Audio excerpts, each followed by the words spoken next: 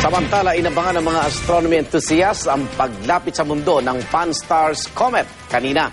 Naglagay pa ng telescope ang Pag-asa sa Rojas Boulevard para lalo itong makita. Ayon sa Pag-asa, mula alas 6 ng gabi hanggang alas 7 ng gabi kanina, higit na masusulyapan ng kometa.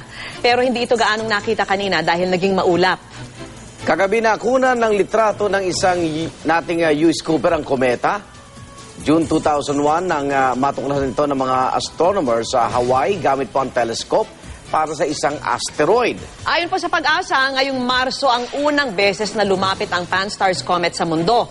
Hanggang March 24, makikita ang kometa sa tuwing lulubog ang araw. Ng Southern Hemisphere, talagang sila una nakakita. So, itong first week of March ay lumapit ito sa bandang Northern Hemisphere. Ito ay may kababaan sa horizon.